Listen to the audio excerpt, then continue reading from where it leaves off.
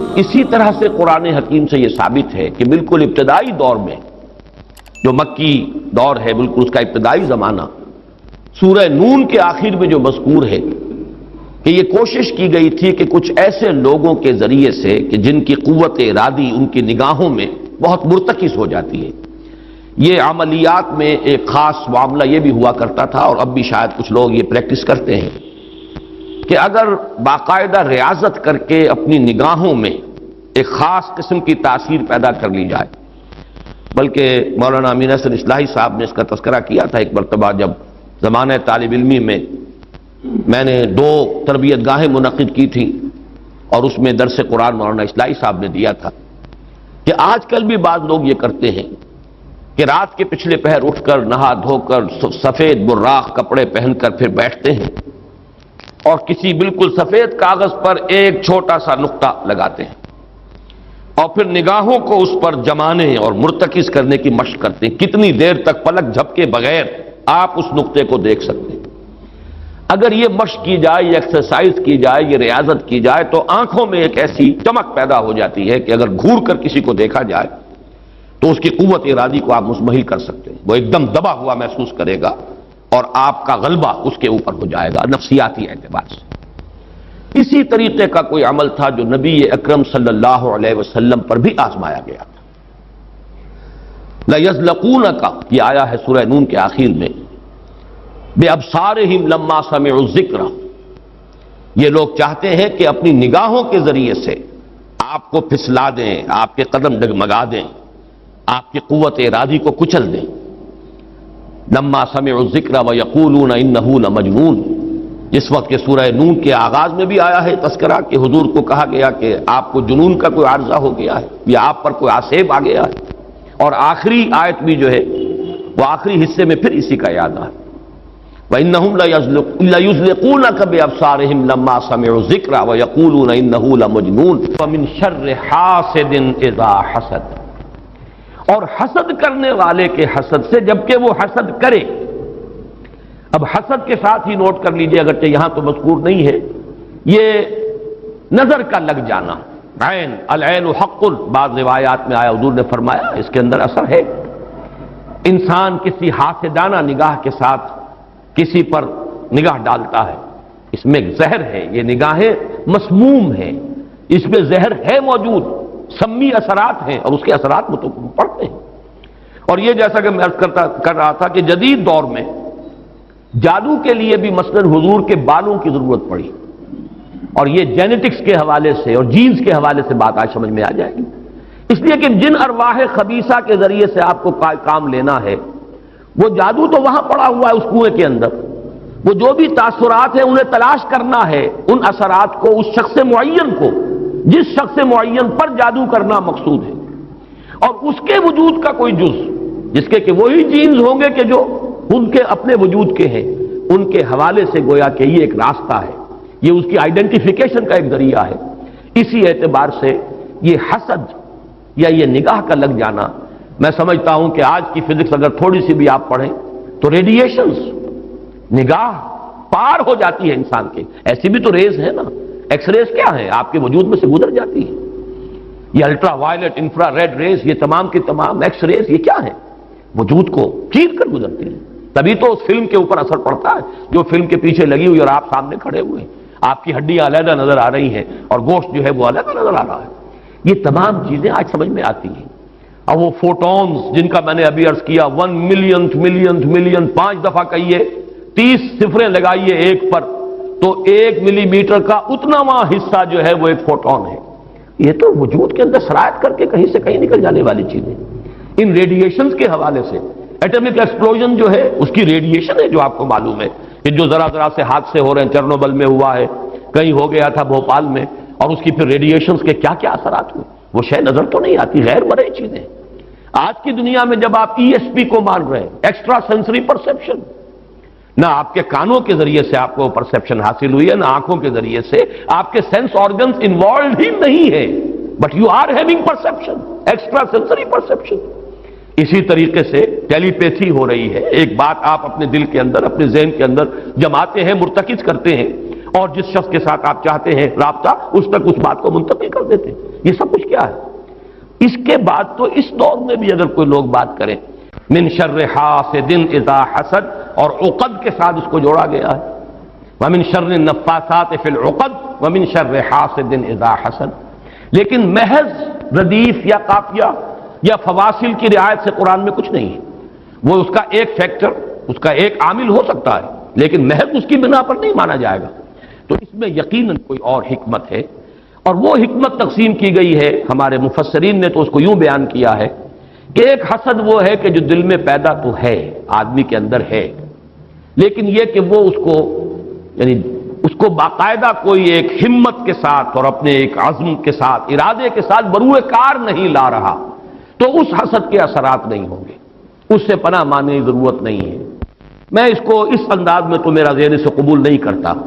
اس لیے کہ حسد اگر پوٹینشلی ہے اندر تو اس کے اثرات ہوں گے، وہ ریڈیشن تو ہوگی، چاہے اس کا ارادہ ہو چاہے نہ ہو، وہ کیفیات جو ہے وہ اس کے سانس سے، اس کی آنکھ سے، اس کے وجود سے، وہ اندر اگر زہر گھل گیا ہے تو اس کے وجود سے نکلنے والی ساری شعاعیں جو ہیں ان کے اندر وہ اثر موجود ہوگا، وہ مسموم ہوں گی، زہر ان میں ملا ہوا ہوگا، اس کے اثرات ہوں گے۔ البتہ یہ کہ اس کے دو درجے ہم قائم کر سکتے ہیں، اور وہ یہ کہ ایک ہے غیر شعوری حسد، ابھی آپ کو اندازہ نہیں ہے، اندر ہی اندر کھچڑی پک رہی ہے، وہ اور بات ہے، لیکن جب یہ اس درجے کو پہنچ جائے کہ شعور کی سطح پر آ جائے، آپ کسی کی برائی چاہنے لگیں بالفعل، آپ چاہیں کہ اس کے اندر اگر یہ فضیلت کی بات ہے تو یہ سلب ہو جائے، اس کو پاس اگر یہ نعمت ہے تو یہ نعمت اس سے چھن جائے، مجھے مل جائے، یہی ہے اصل میں جس کو غبطہ اور حسد کا فرق کہا جاتا ہے۔ اور ایک جگہ پر حضور نے ایک حدیث میں لفظ حسد استعمال کیا ہے، لیکن مراد اس سے غبطہ ہے۔ لا حسد الا فی اثنین، کوئی حسد نہیں کیا جانا چاہیے سوائے دو اشخاص سے، ایک وہ جسے اللہ نے علم دیا ہے اور وہ علم پھیلا رہا ہے تو اس سے بھی اگر حسد پیدا ہو جائے تو کوئی بری بات نہیں، کوئی اچھی بات ہی ہے، اور ایک یہ کہ کسی کو اگر دولت دی ہے اور وہ دولت پھیلا رہا ہے اور عام کر رہا ہے، لوگوں کو اس کے خلق کے لیے خرچ کر رہا ہے تو اس سے بھی حسد۔ لیکن یہاں حسد غبطہ کے معنی میں، غبطہ یہ ہے کہ کسی میں کوئی خیر آپ کو نظر آئے تو آپ اللہ سے دعا کریں پروردگار مجھے بھی یہ خیر عطا کر دے، یہ غبطہ ہے۔ اور حسد یہ ہے کہ اس سے یہ شے چھن جائے، یہ ہے در حقیقت کہ جو بری شے ہے کہ کسی نعمت کا کسی دوسرے شخص سے سلب ہو جانا، اس کی خواہش جب پیدا ہو جائے اور جب یہ شعوری سطح پر آ جائے، یعنی ایک ہے اس کا ایک وہ جو جس سے کہ ابھی اتنی اس کی انٹینسٹی نہیں ہے کہ اس سے وہ ریڈیشن ہو، اس کی انٹینسٹی اس وقت ہوگی جبکہ وہ شعور کی سطح پر آ گئی اور انسان جو ہے جل رہا ہے حسد کی آگ میں اور چاہتا ہے کہ یہ نعمت اس سے سلب ہو جائے، یہ فضیلت جو ہے اس سے چھن جائے، تو یہ شے وہ ہے یقیناً کہ اس کے اثرات، اس کو میں اس وقت جدید فزکس کی اصطلاح میں ریڈیشن کے ذریعے سے اس میں لفظ واضح کر رہا ہوں، اس کے اثرات ممتد ہوتے ہیں، اور اس کے شر سے بھی پناہ مانگنے کی یہاں ہمیں تلقین کی گئی۔ تلقین محمد الرسول اللہ صلی اللہ علیہ وسلم کو ہوئی اور آپ کی وساطت سے ہم سب کو ہو رہی ہے۔ قل اعوذ برب الفلق من شر ما خلق ومن شر غاسق اذا وقب ومن شر النفاثات فی العقد ومن شر حاسد اذا حسد۔ میں جب بھی یہ سورت پڑھتا ہوں تو اگرچہ یہ کہیں مجھے کوئی معصور تو یہ شے نہیں ملی ہے، لیکن اس کے فوراً بعد بالکل کسی تصنع کے بغیر میرے یہ الفاظ بھی زبان پر آ جاتے ہیں۔ اللہم انی اعوذ بک یا رب الفلق من شر ما خلقت ومن شر غاسق اذا وقب ومن شر النفاثات فی العقد ومن شر حاسد اذا حسد۔ اسی طرح قل اعوذ برب الناس ملک الناس، تو وہاں بھی اللہم انی اعوذ بک یا ربی و رب الناس و یا الہی و الہ الناس و یا ملکی و ملک الناس۔ تو اس طریقے سے گویا کہ اس لفظ قل کیونکہ یہ فعل امر ہے، حکم ہے، تو اس پر ہم اگر فوری طور پر اس کی تعمیل کیا کریں تو یہ اگرچہ معصور نہیں ہے، میں صرف اپنے ذوق کی بات کہہ رہا ہوں، اور بہرحال اس میں کوئی شے ممنوع نہیں ہے، دعا تو ہم مانگ سکتے ہیں، تو دعا ہی کی شکل ہے، تو جو الفاظ ہمیں اللہ نے تلقین کیے ہوں انہی کے حوالے سے ہم وہ دعا مانگے، تعوذ کریں۔ قل اعوذ بک، قل کو چھوڑ دیجئے، اعوذ بک، اللہم انی اعوذ بک یا رب الفلق من شر ما خلقت، اب یہ خلقہ کی بجائے مخاطب کیونکہ ہم کر رہے ہیں اللہ کو، من شر ما خلقت، آگے جو کہ تو الفاظ رہیں گے ان میں کوئی تبدیلی کی ضرورت نہیں ہے۔ مولانا محمد قاسم نانوتوی دیوبند کے مؤسسین میں سے مولانا رشید احمد گنگوہی اور مولانا محمد قاسم نانوتوی رحمہم اللہ، یہ دو ہیں اصل میں یہ دارالعلوم دیوبند کے مؤسس، اس کی ابتدا کرنے والے۔ ان کے شاگرد شیخ الہند، ان کے شاگرد علامہ شبیر احمد عثمانی، تو انہوں نے یہی الفاظ لکھے ہیں کہ استاذ الاستاذ نے جو بات لکھی ہے وہ میں بیان کر رہا ہوں۔ ویسے یہ کہ مولانا عبدالعزیز شاہ عبدالعزیز رحمۃ اللہ علیہ نے بھی اس پر کوئی کتاب لکھی ہے، وہ بہرحال میری نظر سے نہیں گزری، وہ تمثیل اب میں بیان کر رہا ہوں، بڑی پیاری تمثیل ہے۔ انہوں نے تمثیل یہ دی ہے کہ اگر کوئی باغبان یا کوئی اور کھیتی کرنے والا جو ایک پودا لگاتا ہے، کوئی فصل ہے اس کا، کوئی ایک جو ہے بیج یا دانہ پھوٹا ہے، اب یہ جو پودا ہے باغبان یہ چاہتا ہے یہ پروان چڑھے، پھلے پھولے، اسے کوئی گدن نہ پہنچے، کوئی نقصان نہ ہو، اس کی حفاظت کا بندوبست کرے گا تاکہ جس کام کے لیے یہ پودا لگایا وہ مقصد حاصل ہو۔ پودا تو مقصود نہیں ہے، مقصود تو اگر آم کا پودا ہے تو آم کا پھل اس سے حاصل کرنا مقصود ہے۔ تو چار قسم کی اس کے اوپر آفات آ سکتی ہیں۔ پہلی آفت مثلاً حیوانات، جو سبزی خور حیوان ہے وہ اسے کھا نہ جائے، لہذا کوئی جالا آپ اس کے گرد جالی لگاتے ہیں، کوئی باڑ لگاتے ہیں، اس سے بچاتے ہیں، اور یہ جو جانور آ کر کھائے گا، بکری فرض کیجیے کھا جاتی ہے آ کر، تو یہ کوئی اس کی نیت آپ کو ضرر پہنچانے کی نہیں ہے، یہ اس کی طبعی ایک خاصیت ہے، یہ تو اس کی جبلت ہے، یہ اس کی طبیعت ہے، اس کا تقاضا ہے، آپ سے کوئی دشمنی نہیں ہے اس سے، بلکہ یہ کہ در حقیقت اس کی اپنی طبیعت کا ایک تقاضا ہے۔ چنانچہ وہ شعر بھی انہوں نے کوٹ کیا ہے، نیش اقرب ناز پے کی نست اقتضائے طبیعتش این است، بچھو جو ڈنک مارتا ہے تو یہ آپ سے کوئی دشمنی اسے نہیں ہے، یہ اس کی طبیعت کا، اس کی جو بھی جبلت ہے اس کا تقاضا ہے۔ سانپ کے بارے میں بھی آپ کو معلوم ہے کہ عام طور پر اگر اس کو آپ کوئی نقصان نہ پہنچائیں، پاؤں پڑتا ہے سانپ پر تو وہ ڈنک مارتا ہے اور ڈستا ہے، ورنہ عام طور پر وہ حملہ نہیں کرتا، یہ اس کے دفاع کا ایک جز ہے، اس کی خلقت کا ایک جز ہے۔ ایک خطرہ تو یہاں سے آیا، آپ نے باڑ لگا دی، آج کل جو ہے جالی لگا دی جاتی ہے لوہے کی۔